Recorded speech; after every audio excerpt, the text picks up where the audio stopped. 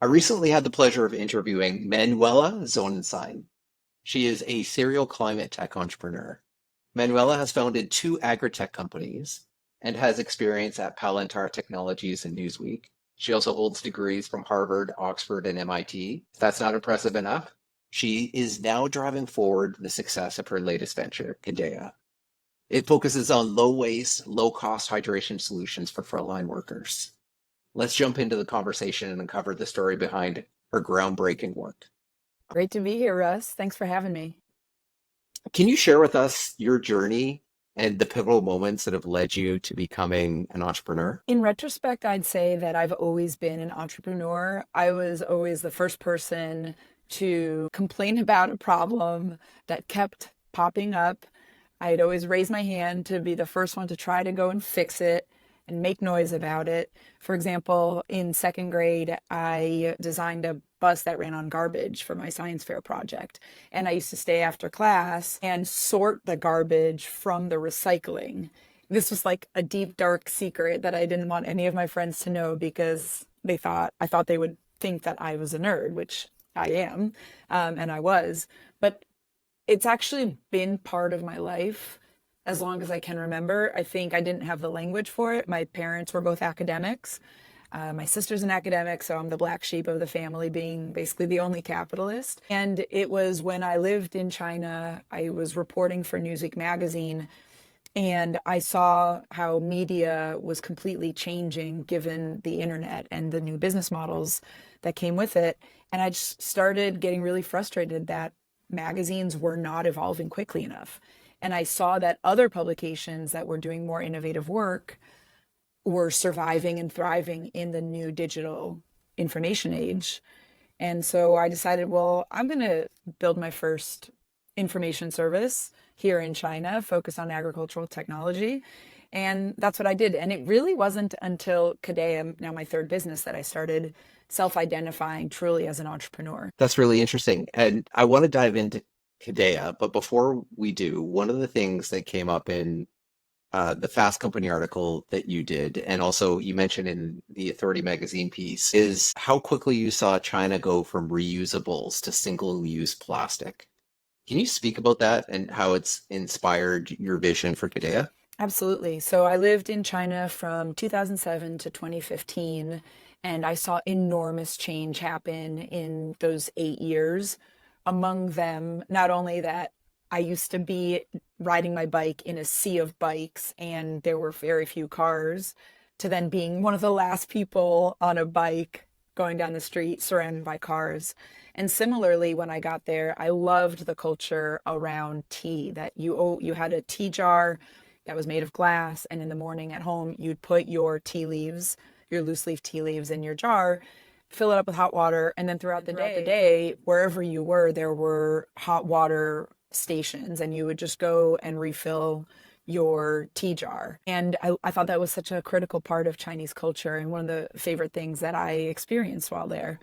And by the time I left, I saw, especially the younger generation, they were busy with their jobs. Everyone was running around. So very much a more Western commercial economic model. And everyone was carrying around single-use plastic water bottles. And anything that happens in China with 1.5 billion people gives you a preview of what could happen at scale with any sort of phenomenon. And what I saw is Beijing ran out of landfill space before I left. Shanghai ran out of landfill space. I have no doubt that all the cities across China were facing that problem. And so I thought to myself, A, this is not going to be sustainable at scale. B, if we're going to solve the problem, we have to go to where it began, and that's with the West and here in the United States. So I felt that it was our responsibility to identify a better model.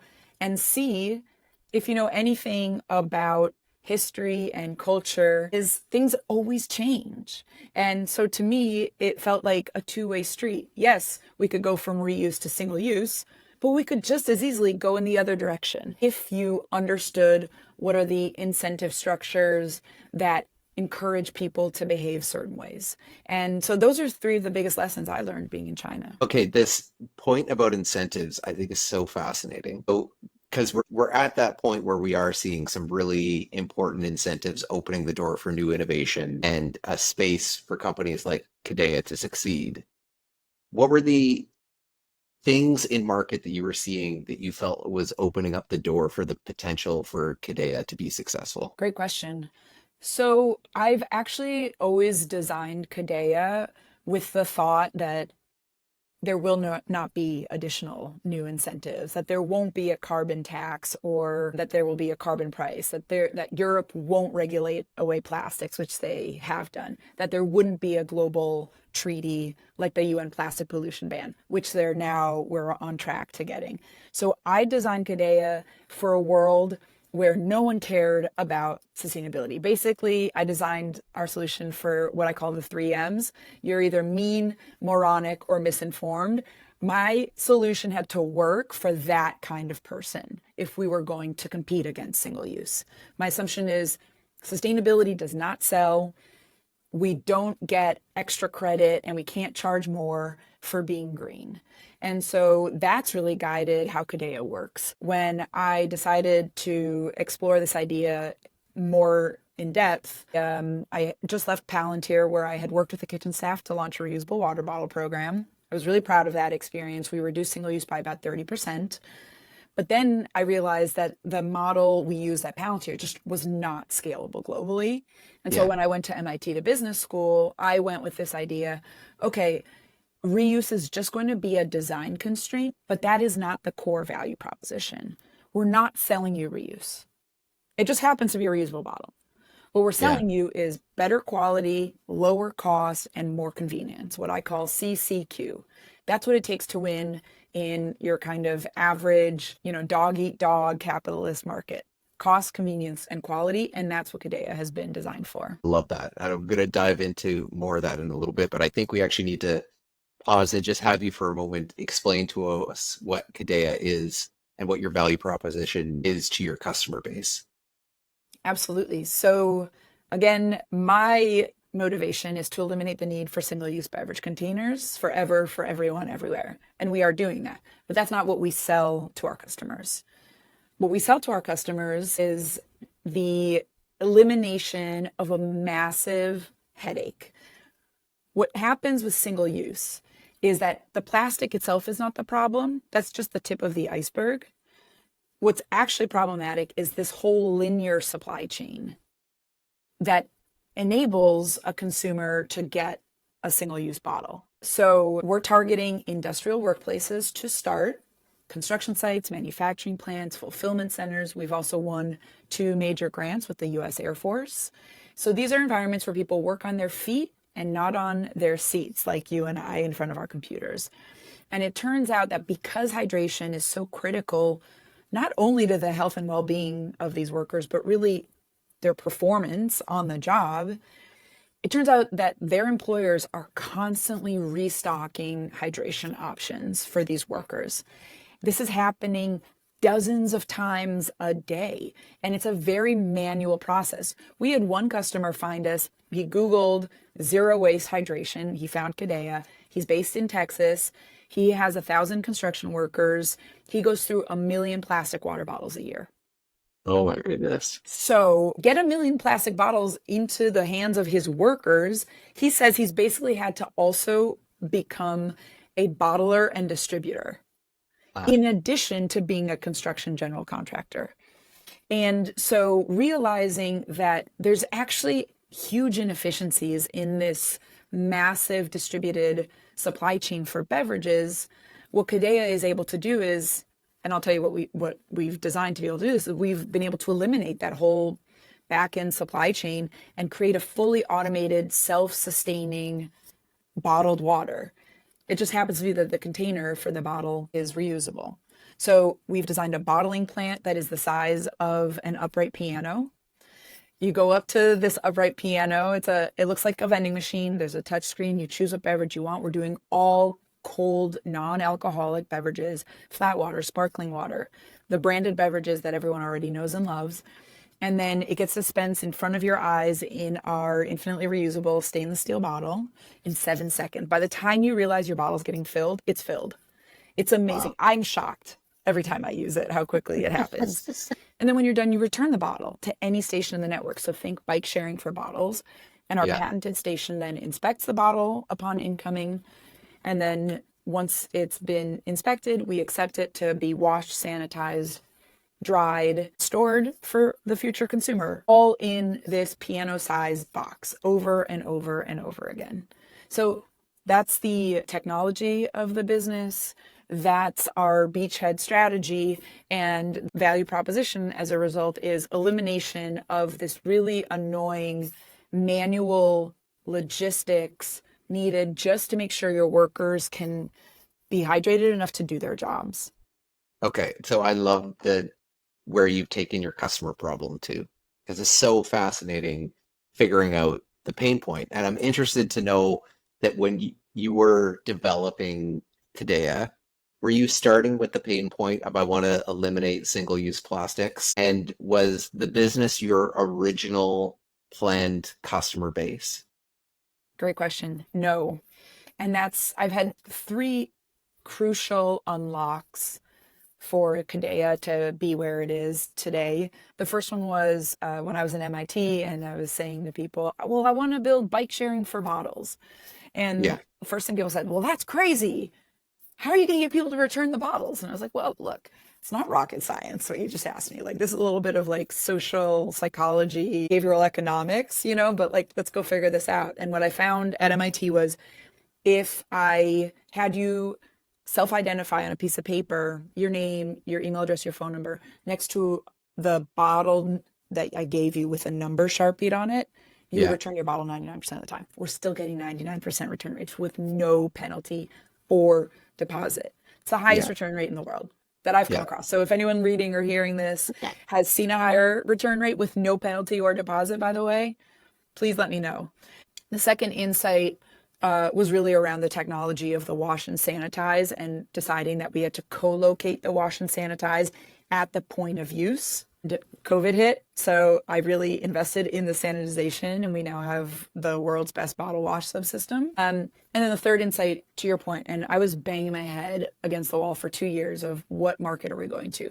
I'd done all this market research early on at MIT for university campuses and white collar offices and conferences because that's what I knew. That's where I Yeah. saw bottled water.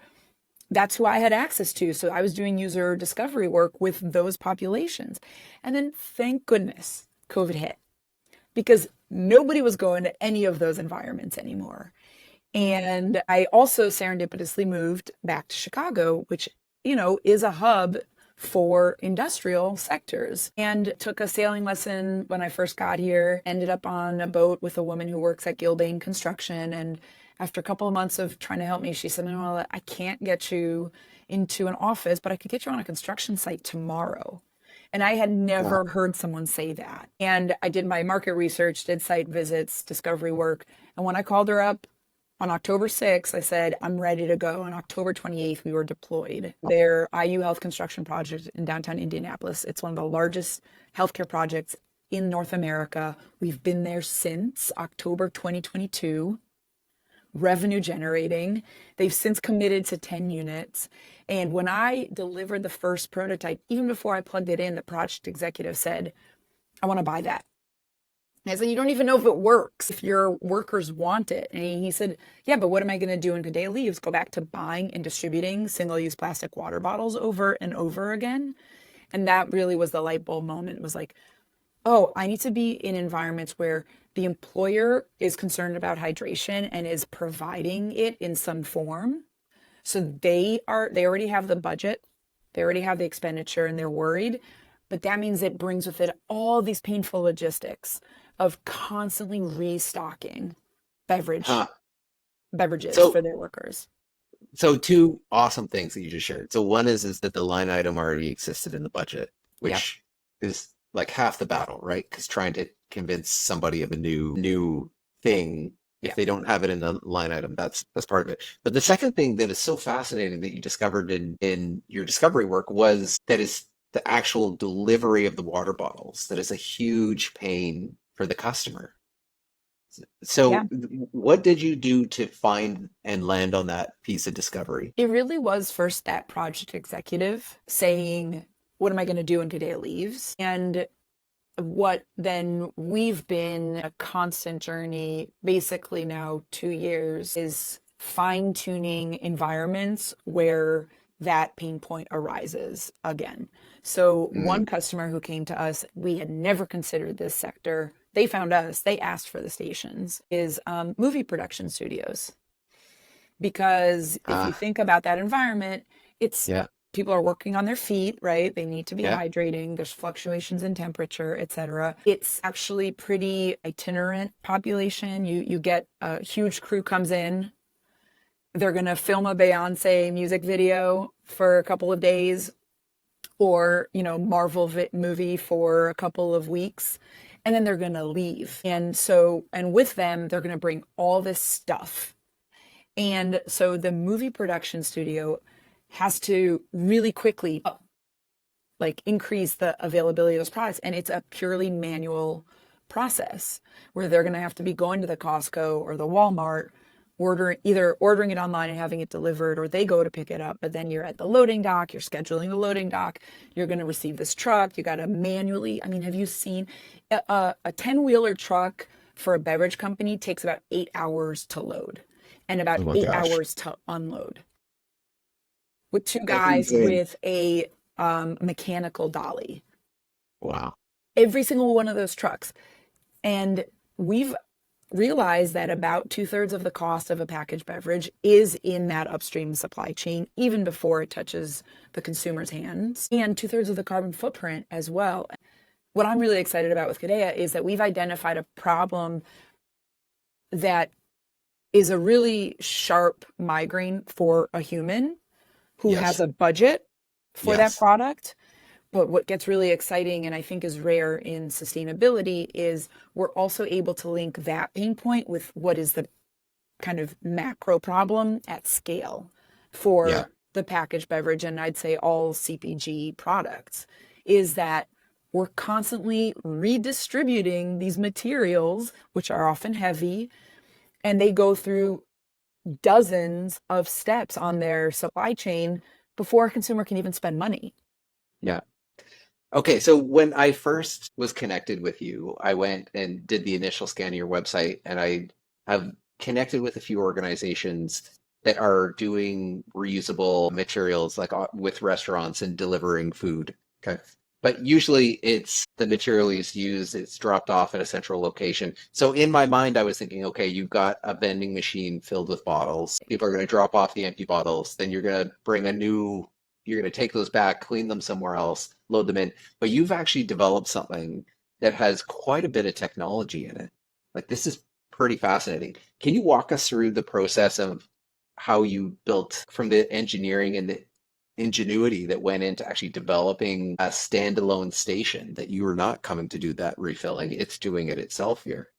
Yeah, and to really underscore that point, right? There's a lot of reuse packaging companies, but then they get the dirty containers. Someone has to truck it somewhere to usually a Yeah. centralized wash facility that people are loading manually like this over and over a plate or a clamshell.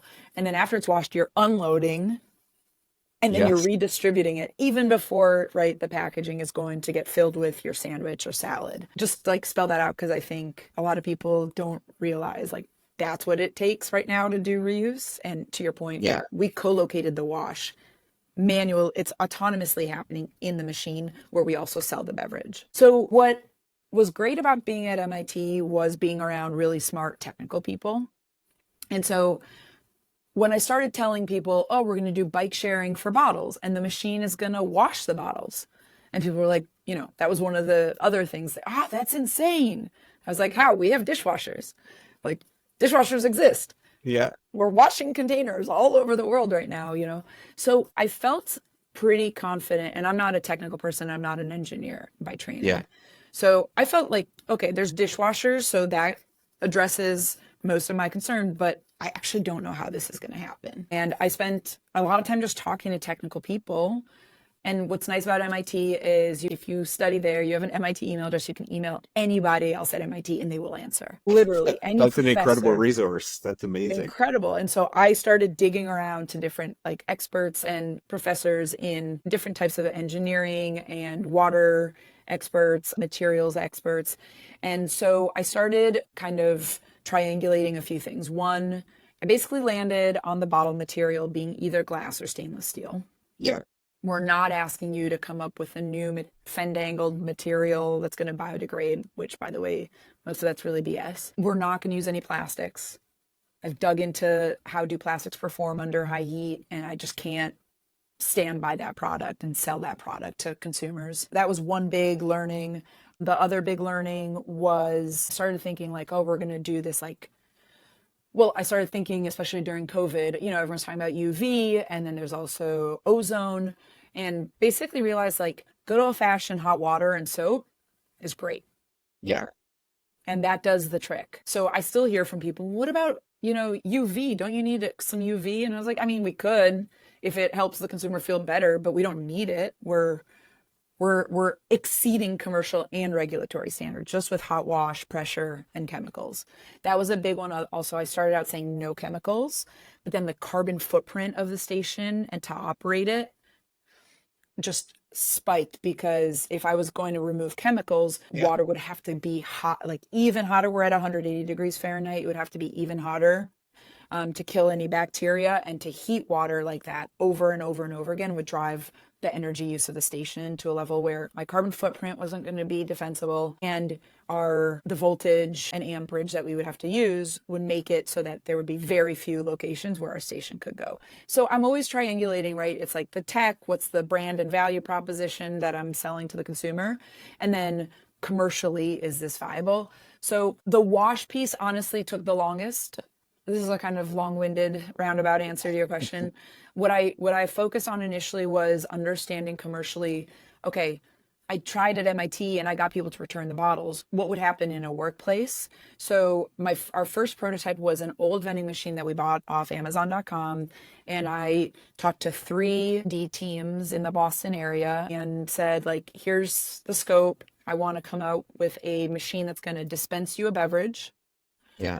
I'll preload it just like a vending machine. It's going to be water only, but every bottle is going to have, at that time, it was RFID tag on the bottom, and I need the consumer to be able to self-identify on the front of this, like with a QR code on the front of the station. Thanks to COVID, everyone learned how to use QR codes. So the first prototype was just a vending machine that you'd go up to, you'd scan a QR code with your phone, you'd enter your email address, and it would dispense a bottle. So I got really valuable data from that, and I was able to see, if I dispensed you a bottle, did you return that bottle? Yeah. And so we got that 99% return rate. I learned the bottle size that we were using was a good fit, and I learned that people preferred us to the single-use alternative. That was the first kind of commercial understanding, and I started building the digital story of what Kadeya could do, which very few other companies have been able to unlock around the consumer attribution piece. So Then let me just second, quickly ask you. please. So version one, just to clarify, version one, no dishwashing. Version one was bottles. We're going to deliver it to you, and we're testing. Can we get you to bring it back? Yep. Okay. And do you like it? And do you How like much it? usage are we getting each day? What's the utilization rate? And then like start mapping like what's the peaks and troughs of that consumption. And you Because felt you felt really good about those results in version one? What I felt good about is we exceeded consumption. So we put our machine right next to a fridge full of single-use plastic water bottles that were free. Okay. And I was friends with actually the kitchen staff at that company, were the kitchen staff I worked with when I was at Palantir to launch that reusable water bottle program. So I called them all up when they went on to different companies, and I said, hey, like, remember we were working on that thing? I'm building a business around it. Could I pilot in your workplace? So I have all these really great connections from testing things out early on at Palantir. And what I asked them to do at the end of each month is they would give me how much they spent on beverages, aside from Kadeya. So you actually had a bit of a cost comparison to go with it. I had a cost comparison. I could understand what the B2B pricing would look like. And I could see, okay, here's how many plastic water bottles were consumed, and here's how many Kadeya bottles were consumed. And Kadeya was consumed more than single-use alternative. Well, So that's a win. I really tried to narrow down the experiment, right, to what would be the difference between Kadeya and single use. I needed to make sure, so the pricing was the same, Yeah. the location was the same, the population was the same. There was a little more friction to using Kadeya. You had Yeah. to log in, you had to give your email address, you had to pull out your phone, like there were some additional steps and there was a learning curve. Yeah. But the fact that people preferred us to the alternative, despite that learning curve, to me really felt like the first sign that like, okay, this is something that people will use and that is competitive to the single-use alternative in the workplace today. Oh, fascinating. Those are great signals. Amazing. Yeah. So that was the first prototype. The second prototype, we basically took the same design. We were still doing water only. Took the same design of the vending machine and said, we need to build it ourselves now. Can we build our own vending machine, basically? And we did that and learned, and that's what we put into the Gilbane worksite. And then we learned a few things. First of all, the refrigeration kept breaking and people were complaining. So I was like, okay, cold water. We got to get that right, especially in an Yeah. industrial environment. Within days, the construction workers were like, so do you have electrolytes? Do you have flavors? What about sodas? Can you carbonate this? So I started getting pulled. I'd said from day one, we're only doing water. I started Yeah. getting pulled into flavorings. And as we started understanding the revenue model, we realized we had to add flavoring. So it was like 6 months into Gilbane that we rethought our revenue model and said, from a product perspective, we need flavoring. And what that did, along with the fact that the refrigeration was so unreliable and was actually driving up our carbon footprint, Yeah. it allowed us to say, okay, we don't know, we can't predict what the demand is going to be in the work site. So we need to do dispense-on-demand and Okay. chill the water on demand. So we don't have refrigeration in our station, Oh, fascinating. Okay. which brought the carbon footprint and the energy consumption way down and unlocked so much possibility in terms of delivering just-in-time supply to fluctuating demand, which is really where you want to be in a capitalist Yes. market. Because Yes. you want to, the more adaptable you can be to demand with your supply, more you can unlock additional revenue. Yeah, you have Whereas no a traditional, inventory problems in there where yeah, you're carrying different flavors and trying to figure out what the balance is. right. Which is actually a fundamental problem to the single use market. You go Yes. into a CVS, you go into a 7-Eleven or a Tim Hortons in Canada, and you can basically only buy what they've already stocked. And with Kadeya, we're not giving you unlimited demand. It's not thousands of flavors, but we're less beholden. We're unlocking much more opportunity to sell what the consumer might want. And we can customize a lot at that point of sale. And so how many flavors are you now carrying in market? So we have our current station supports 6 options at the moment. And what that usually breaks down into is we've got just a flat filtered water. It's just Kadeya filtered water. Yep. We're filtering municipal water. It's delicious. Like Yeah. really, I'm not a water snob. You would think I was. This is not why I'm doing Kadeya, but it's delicious. Like I love it. It tastes really good. Our sparkling water is the best sparkling water I've ever had in the world. Better than your Topo Chico or your Pellegrino. And then we have space for 4 syrups, 4 bag-in-box or concentrates. That's, I think, going to really adjust environment by environment. What we do with our customers is we kind of say, like, here's the menu of all the options.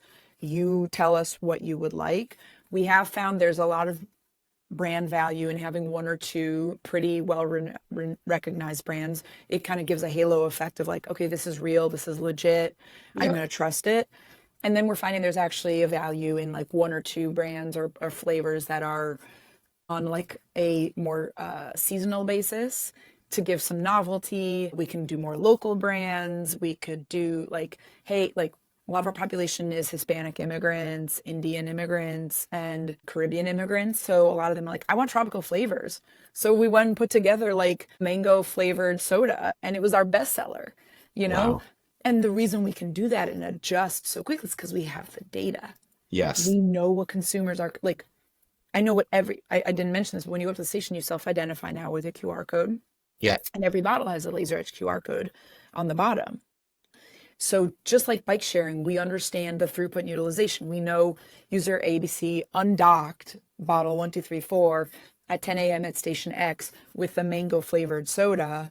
And then we know that that same consumer, user ABC, returned bottle 134 to station Z at Yeah. 12 p.m. So I now have not only per station and per product insights, but I can understand how an individual consumer is engaging with different products and start to really map out what that demand is going to look like, which is unheard of in CPG. Is Has there never anything that you've seen in the data that you found particularly interesting? Like, do you have 80% of the water being consumed by a small set of the population, or are you seeing consistent use of the same person always uses the same flavor, or they're testing many different things? Like, do you have a sense of what is any insights that are surprising to you or unique to you? In terms of what's surprising, the most recent insight, when we started Kadeya at the Gilbane worksite 2 years ago, everyone was like, the Monster Energy. They just want Monster Energy. Workers want Monster Energy. And like, it's like super sugary. It's really intense caffeine. And that was just taken as assumed. An industrial worker just wants to drink Monster Energy.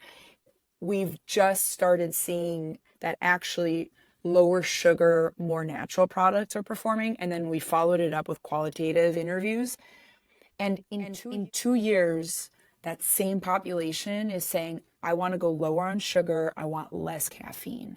So I will Uh, say for me, what's been fascinating is learning that there's so many assumptions about the yeah, industrial population that actually when you dig in and you start to deeply understand their preferences actually mirrors white collar workers as well. They're consuming the same information. They're hearing that sugar is bad. They're feeling shaky at the end of the day when they've had too much caffeine. And so yeah.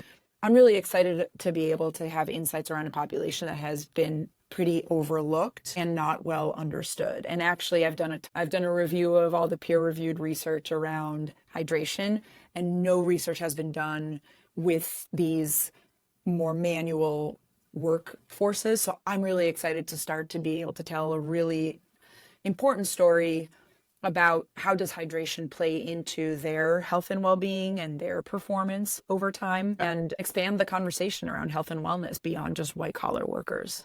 Yeah. So we've talked about, you've taken me through a lot of amazing things. One of the things that you said early on was cost, convenience, and quality. That is the North Star. Yep. Now we've talked about convenience and quality. Cost, of course, I love that you said that we're not making a premium product. We need to be able to compete with what's in market. At the same time, I'm amazed, given the technology that you're bringing into the space, that you can compete on cost. Can you explain to us how you fulfill that value proposition? Yeah, so the cost piece, we always said we had to be at least at price parity with single use. And so the learning in the industrial environment, again, these are places where the employer already has a line item on their budget. They're already providing either 5-gallon jugs that, someone has to flip over and get delivered and picked up, or pallets of plastic bottles that are bought wholesale at like your Costco's and Walmart's. Yeah. So we went and we looked, okay, on a per ounce basis, how much does that water cost? And can we match that? And that was critical for Gilbane. They said, we can't spend more than we already spend. Like, that's just not a sell to my client or to my subcontractors who often get past that bill. Yeah. And so we said, okay, whatever wholesale bottled water is, we're going to be at that same price. And then with the flavor product, we looked around and said, well, what's the comp there? It's either the gas station or like the convenience store nearby to a construction site. Or if you go to a manufacturing environment where they have a break room, they'll have like a wall of vending machines or sometimes refrigerators as part of like a micro mart that is managed by food and beverage service. And so we looked at the prices in those cases and we said, okay, what happens if we match that? And we're matching them. We're matching wholesale bottled water and we're matching the single use price. And then what that means is we understand what the CapEx is for our station, as well as the consumables and the maintenance. And what we then said is, okay, we know roughly how many vends we have to hit each day to hit our revenue targets. The other ceiling I put in place was we cannot be any greater than a 12-month payback period. Yeah. Not just for the station, for everything. If like our maintenance and our consumables and the station together, if we can't pay that back and start generating contribution margin within 12 months, we don't have a business. And so what we said is, all right, given that we need to make this much money back within a 12-month period, what is the number of vends we need to hit? And then we did a bunch of pilots in industrial environments, most recently at Ecolab in a manufacturing plant. And what we saw is if we hit a split of 70-30, 70% water and 30% flavor, and we can do about 40% adoption, which is what we saw in that environment, we can hit our daily revenue targets. What that has changed for us is we then went out and mapped out the entire industry to see what are the population sizes then that an environment needs to have for us to feel confident that we will be able to sell the right amount of beverages on a daily basis. And so we've mapped it out. A manufacturing environment needs to be X number of people. A construction site needs to be Y number of people. Fulfillment center, Z. And we've mapped that out. And we know exactly where we want to go now and who we're selling to. And do you have customers who are open to removing the alternative from the environment? So, we're not going to have any single use. If we're bringing Kadeya in, we can actually remove fees, which positions you in a better chance to succeed. Yeah, what's been really exciting, for example, at that Ecolab pilot, what happened is the food and beverage service provider of that environment, the company that comes in and restocks the sandwich fridge and the chip shelf and the micromart fridge, they saw Kadeya. They've done their diligence. They've committed to 10 units just for Chicagoland. And what they said was, we're going to replace every one of our micromart fridges with a Kadeya system. That's so great. Anywhere that there's a fridge in a micromart in an industrial environment, it's fair game for Kadeya. And then with like that movie production studio and a few other environments where there's just vending machines, they've said, our vending machines are annoying and we have to wait for restocking to happen. And it takes an hour when someone shows up. We'll be happy to give you that footprint too. So our beachhead from a competitive perspective is eliminating and competing with the vending machines and the fridges and the micromarts. But what makes me very excited is while we're at price parity with single use today, our gross margins are 2 times better. Really? Than single use. That is incredible. And so the question is, how do we break out that gross margin? Because we don't want people to feel threatened by Kadeya. Kadeya is just a platform. We're just a new vending machine or refrigerator with better margins and better environmental footprint. So ideally, anyone who currently owns and operates a vending machine, they would become our customer. And over time, they will just buy our Kadeya systems. They'll place the Kadeyas in. They'll manage and own it. They'll get lovely gross margins, and we'll have reuse network for our bottles everywhere. And that's the vision. Sorry, I'm cutting you off there, but so is the vision is not for you to necessarily, like I could see phase 1, you're going out to build a customer base. But am I hearing you say that the future is that you don't want to own that customer base? You actually want to be selling into distribution networks? It's an open question of how that breaks down. I think those are the 2 extremes. I could see the customer base that we're really honed in on right now potentially being our direct base for a very long time. Yeah. Because we'll understand them. We'll just be so smart and attuned to their needs. As we think about other environments, like we're getting a ton of inbound for university campuses, sports arenas and venues and hospitals, for example. I am already feeling like we're not going to be the experts, but someone else is restocking those vending machines right now.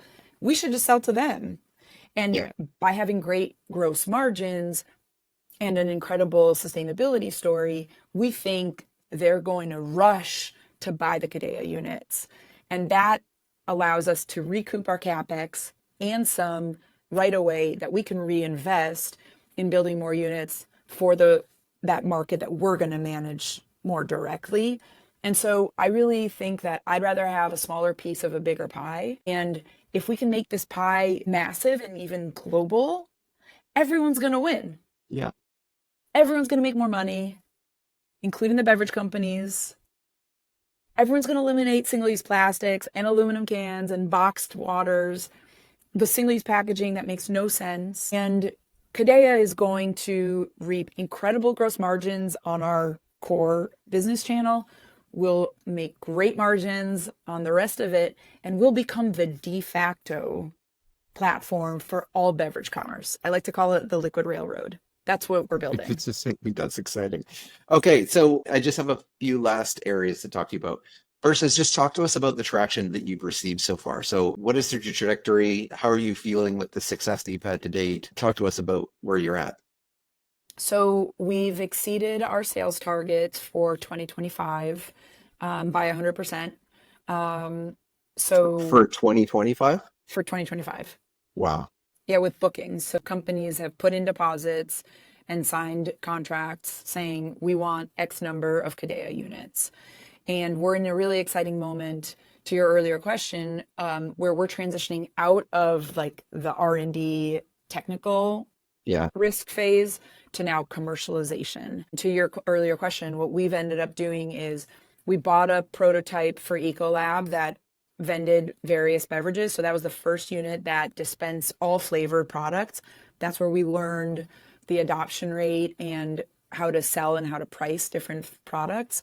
And then we said, we need to do this in-house. And we built in the background all of the core subsystems, but individual. Okay, here's the bottle wash subsystem. I'll put the bottle Yeah. in and we'll wait 2 minutes and wait for the bottle to be washed. We needed to make sure that that could happen autonomously with all the pieces connected. And we have that. We've built the station. I'm vending my own beverages every day. I'm getting the Cokes, the Pepsis, sparkling waters in our Kadeya bottle. And then when I return it, it gets inspected and washed and sanitized and dried and then refilled for my colleagues. So that's happening. Now we're turning that corner to put it out in the real world.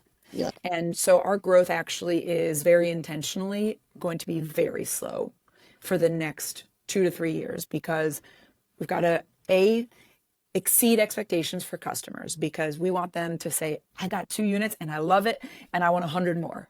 Yeah. That's first. So let's underpromise and overdeliver. 2, and to that point, actually, it's all in the 5 states here in the Midwest. We're only focused on Wisconsin, Illinois, Indiana, Ohio, and Michigan. So we gotta focus on the geography, because we can support those stations really locally and easily. The second piece is we're gonna learn a lot about how consumers interact with it. And that may lead to some design changes on the product. So before we hit prime time, let's work out all those design kinks and expectations. And then the third piece being just the technology. We're at a really high performance rate right now. We expect next year to be at 97% uptime, and we expect to end 2025 at 99% uptime. And we think that that's critical, because before you start mass producing these units, every decision we make now is going to become a templated decision that's just going to get repeated. We can't have any inefficiencies as we start to pump out hundreds and thousands of units. Incredible. Okay. All right. So I'm going to bring you to a section here that we have. We've been asking groups who are focused in the circular economy to answer, which are, what are the 5 things that you need to create a successful circular economy based business? All right. So the 5 things are, first of all, innovative design. You need to create products that are durable, that are reusable, and most importantly, that are appealing to consumers where they are today. For instance, the Kadeya bottle, we have a design patent on it. It's a beautiful 16.9 ounce stainless steel bottle. People know stainless steel. It feels really good in your hand. You can hold it with your smartphone, just like that. It won't roll, and you can drink it, and the water flows out so smoothly. So next, efficient operations. You need to implement systems that ensure that products are returned, sanitized, and reused in a way that feels seamless and obvious and easy for the consumer. Our partnerships with manufacturing leaders like Ecolab demonstrate that we've been able to deliver that kind of experience with really high adoption rates and 99% bottle return rates with no penalties or deposits. The third one is strong partnerships. So collaborate with industry leaders to both expand your reach and impact on the one hand, but also to learn and leverage their technical and product qualities that you are not necessarily going to win on. What is your core competency? Our partnerships by working with, for example, Ecolab on their wash and sanitize chemicals. So I don't have to redo that formulation and I can leverage their brand and their know-how is massively important. The fourth one is consumer engagement. You need to educate and incentivize consumers to participate in the circular system. Maybe you don't use the word circularity. Maybe you don't use the word reuse or sustainability. So how do you leverage human preferences and economic incentives to get the best experience for consumers that makes it obvious that they would return the container? Our intuitive user-centric kiosks and digital tools help achieve this. I love that. That I actually think is one of the most understated, most important factors of the circular economy, gaining that participation. Absolutely. I think a lot of people in reuse are kind of on a high horse and are saying, well, I use my reusable bottle. You should too. Yeah. And to succeed in the market, you need to understand what consumers want and you need to deliver a better product than the status quo to account for the friction of changing, but you need to minimize behavior change. And I think a lot of the reuse and sustainability world has expected consumers to change when it's us that have to design better products that exceed expectations. And then the last point is a scalable business model. You have to ensure the financial viability of your circular system. Our hydration as a service model delivers cost savings alongside sustainability and requires no change in how payments are processed and how decisions are made today. The study that is underserved the do good for the world business segment is the study that tells companies that consumers will pay a premium price for socially conscious goods. And that is in such a unique scenario in which that occurs. The vast majority of time, you actually have to meet people where they are from a cost perspective. And I love that you've done that with Kadeya. I think that is such a smart component of your value chain. Thank you. So Manuela, I just want to say a huge thank you. I love this conversation. I'm so excited to watch where you take Kadeya. It really feels like you grounded yourself so well in what the customer need is that it just feels like it's a matter of time before you take over the world. So congratulations. Thank you so much, Russell. I loved your questions, just really smart, and hopefully this proves helpful to other would-be circular entrepreneurs out there.